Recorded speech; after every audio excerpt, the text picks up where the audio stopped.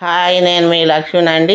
ఈరోజు నేను నిమ్మకాయ పచ్చిమిర్చి పచ్చడి ఈజీగా టేస్టీగా చూపిస్తానండి.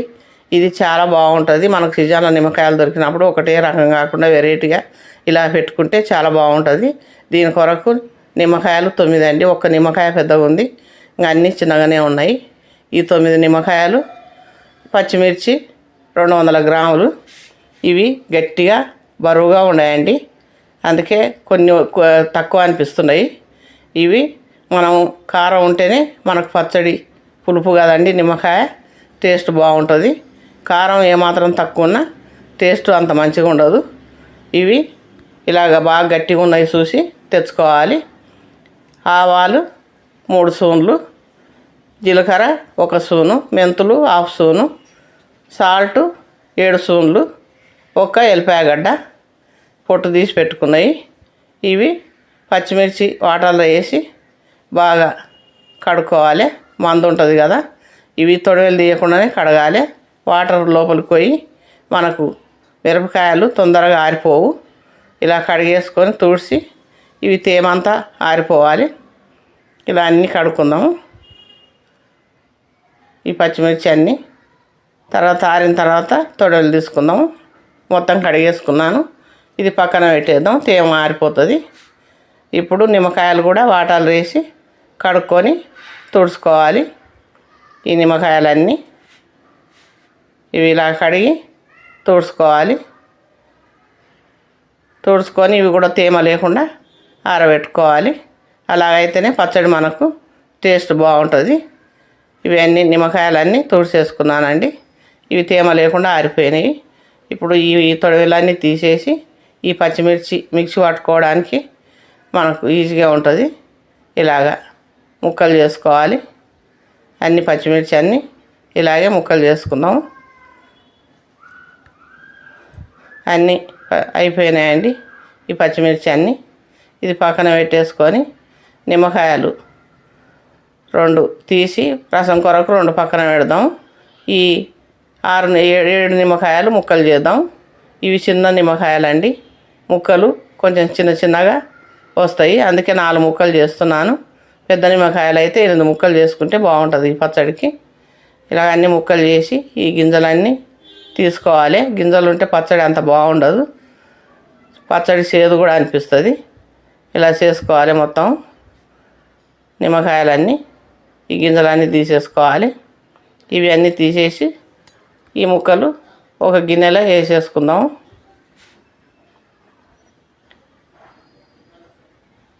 నిమ్మకాయలన్నీ ఇలాగే మొత్తం ముక్కలు చేశానండి.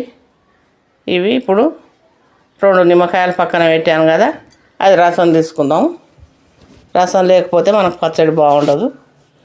ఆవాలు మెంతుల పొడి కలుపుతాం కదా, మళ్ళీ పచ్చిమిర్చి పేస్ట్ కూడా వేస్తుంటాం. అవన్నీ కలుపుకోవడానికి రసం అనేది ఉండాలి. అందుకే 9 నిమ్మకాయలకు 2 నిమ్మకాయల రసం తీసుకుంటే మనకు పచ్చడి కలుపుకోవడానికి ఈజీగా ఉంటుంది. పొయ్యి మీద ఒక ప్యాన్ పెట్టి ఈ మెంతులు కూడా వేయించుకుందాము. ఇవి వేగే వరకు వేయించుకోవాలండి, లేకపోతే చేదు అనిపిస్తుంది పచ్చడి. వేగిపోయినవి. ఇప్పుడు ఆవాలు జీలకర్ర కూడా వేసేసుకొని ఇది కొంచెం లైట్గా వేగితే చాలు, ఎక్కువ వేగాల్సిన అవసరం లేదు. ఇలాగ వేగిపోయినవి. ఇవి కూడా మిక్సీ జార్లో పోసేసుకొని ఇది మెత్తగా పొడి చేసుకోవాలి. ఈ ఎల్లిపాయలు కొంచెం కచ్చపచ్చగా దంచుకోవాలండి.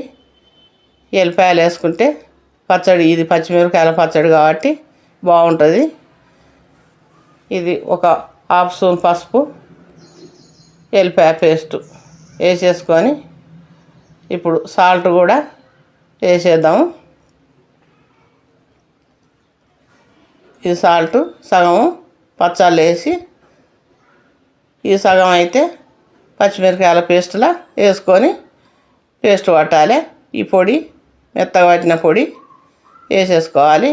ఈ పచ్చిమిరపకాయలు ఆ మిగిలిన ఉప్పు వేసేసి మెత్తగా పేస్ట్ పట్టుకోవాలి. ఇలా మెత్తగా పట్టుకోవాలండి. ఇది కూడా పచ్చళ్ళు వేసేసుకోవాలి. ఇవన్నీ వేసేసి కలపాలి. రసం ఉంటుంది కదా మనకు కలిసిపోతుంది. ఇలా కలుపుకోవాలి. ఇది కలుపుకొని పక్కన పెట్టేసి అదే ప్యాన్లో నూనె ఇంత గిన్నెడండి 3 స్పూన్ల నూనె అవుతుంది. ఈ నూనె పోసేసుకొని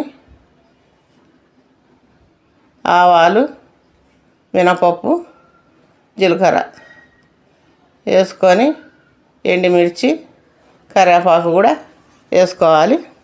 ఇవి వేగిన తర్వాత పచ్చళ్ళ పోసేసుకోవడమే. ఇది వేడివేడిగానే పోయచ్చు. మనకి ఎక్కువ పచ్చడి ఉంటే చల్లగా అయినాక పోయాలి, లేకపోతే చెడిపోతుంది. ఇది చాలా టేస్టీగా ఉంటుందండి. సంవత్సరం అంతా నిల్వ ఉంటుంది. ఫ్రిడ్జ్లో పెట్టుకుంటే బయట పెడితే 2-3 నెలలు ఉంటుంది. ఈ పచ్చడి 10 రోజులు ఊరాలండి. 10 రోజులు ఊరితే నిమ్మకాయ మెత్తబడి రసం దిగి మనకు తినడానికి బాగుంటుంది. ఇది వేరే పక్కన పెట్టేసుకోండి, డబ్బాలో పెట్టేసి. ఇది ఒకసారి మీరు చేసి చూడండి, చాలా బాగుంటుంది. ఈ వీడియో మీకు నచ్చితే లైక్ చేయండి, మీకు తెలిసిన వాళ్ళకి షేర్ చేయండి. కొత్తగా మా ఛానల్ చూసేవారైతే సబ్స్క్రైబ్ చేసుకోండి. చాలా బాగుంటుందండి పచ్చడి. చేసి చూడండి ఒకసారి.